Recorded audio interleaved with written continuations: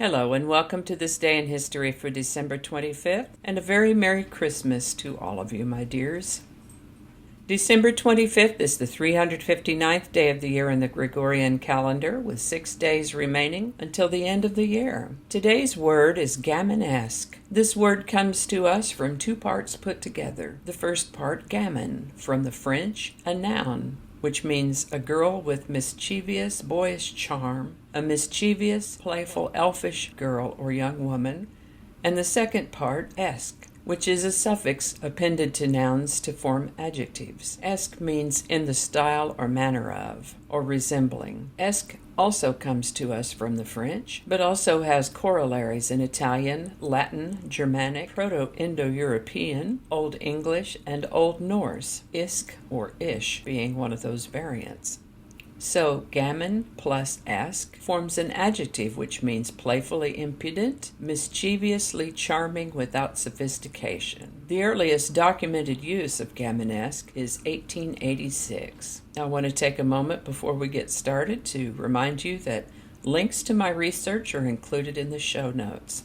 So if you're wondering why and how I'm reporting a thing a certain way, check out those show notes.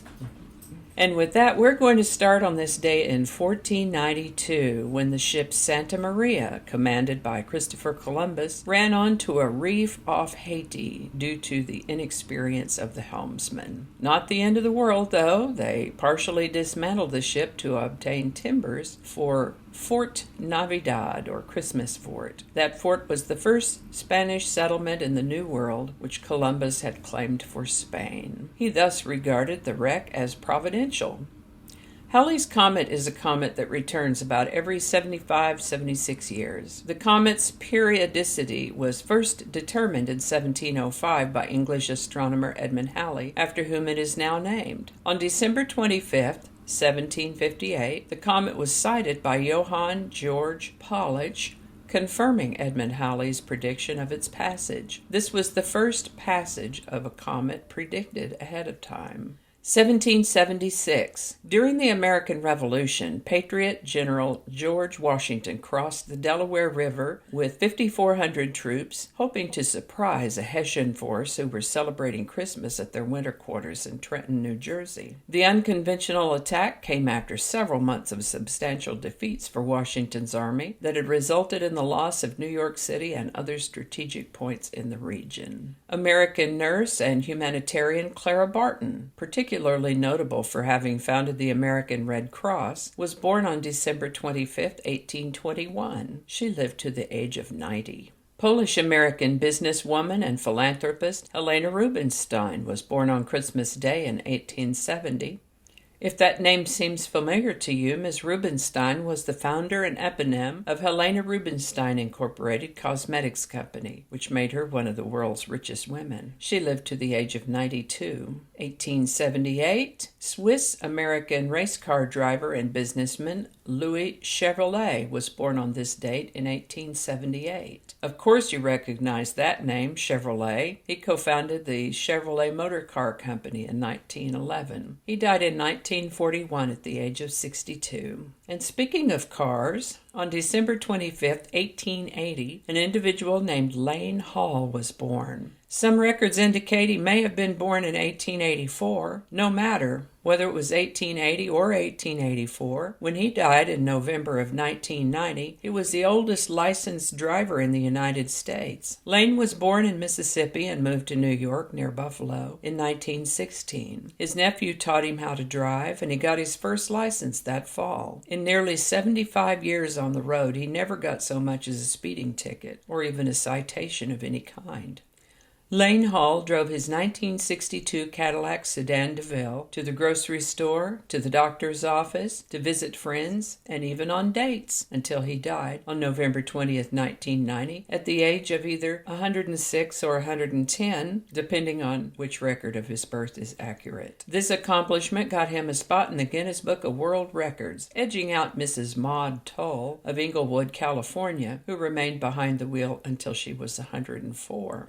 American entrepreneur Conrad Hilton was born on December 25, 1887. He had an entrepreneurial bent from an early age. He came to Texas in his early 30s to buy a bank during an oil boom in 1919. That deal didn't work out, so he bought a hotel instead. That did work out well for him, and he went on to buy hotels in other parts of Texas. Before long, he was buying and building hotels elsewhere in the United States. The Great Depression was hard on him and his hotels, but he survived and went on to build his hotel empire further. He lived to the age of 91 and is buried at Calvary Hill Cemetery over in Dallas. 1899, the great American actor Humphrey Bogart was born on December 25, 1899. He starred in a number of excellent films. It's hard to choose just one favorite among them. He died in 1957 at the age of 57. American singer, songwriter, and bandleader Cab Calloway was born on this day in 1907. He lived to the age of 86. In 1914, a series of unofficial truces occurred across the Western Front to celebrate Christmas. In addition to the research that led me to this, I came across a pretty cool video about this very subject, which I've linked in the show notes for you. 1918, Egyptian lieutenant and politician, third president of Egypt, Nobel Prize laureate Anwar Sadat was born on this day in 1918. Mr. Sadat was assassinated in 1981 at the age of 62. 1924, American screenwriter and producer Rod Serling was born on this date. He's probably the most remembered for having created The Twilight Zone. He died in 1975 at the age of 50. 1925, Peruvian-American anthropologist and author Carlos Castaneda was born on this date. He wrote a good dozen books, but is perhaps best known for The Teachings of Don Juan. He lived to the age of 72. On Christmas Day in 1941, Bing Crosby introduced White Christmas to the world. White Christmas, written by composer and lyricist Irving Berlin, received its world premiere on Bing Crosby's weekly NBC radio program, The Kraft Music Hall. It went on to become one of the most commercially successful singles of all time, and the top-selling single ever until being surpassed by Elton John's Candle in the Wind, 1997. 1943, Brazilian race car driver and businessman Wilson Fittipaldi Jr. was born on Christmas Day, 1943. Now, I haven't watched any car races in several years, but back when I did, I remember hearing this guy's name on a pretty regular basis. He ran the Fittipaldi Formula One team between 1974 and 1982, and as I read this in 2019, he's still alive, turned 76 today. 1946, W.C. Fields was an American actor, comedian, juggler, and screenwriter.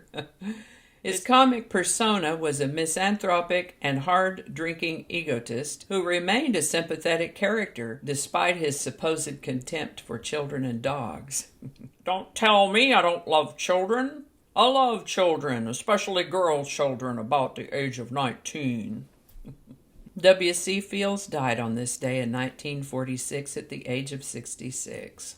On December 25, 1962, To Kill a Mockingbird, a film based on the 1960 Pulitzer Prize-winning novel of the same name by Harper Lee, opened in theaters. In 1977, Israeli Prime Minister Menachem Begin met in Egypt with its president Anwar Sadat. There were a great number of birthdays and death days of notables and creatives throughout the years. I'll just tell you a few of them right now. For example, American actress Sissy Spacek, Scottish singer-songwriter Annie Lennox, American singer-songwriter Jimmy Buffett were all born on December 25th in various years. English actor and director Charlie Chaplin, the Romanian dictator and his wife Nicolae and Elena Ceausescu, American baseball player and manager Billy Martin, American singers Dean Martin and James Brown, British singer and songwriter George Michael, and American astronomer Vera Rubin, all died on December 25th in various years. On December 25th of 1991, Mikhail Gorbachev announced that he was resigning as president of the Soviet Union. But the Soviet Union, for all intents and purposes, had already ceased to exist, as 11 of the former Soviet republics had already established the Commonwealth of Independent States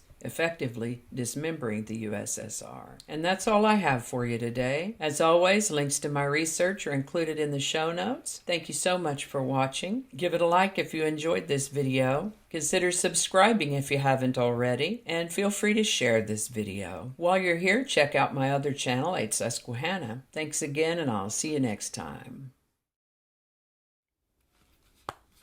Alrighty, back to work. Okie dokie, Smokey. Let's just rearrange that a little bit. That's not the way I like to tell it anyway. Smoother, be smoother. We don't need all those words.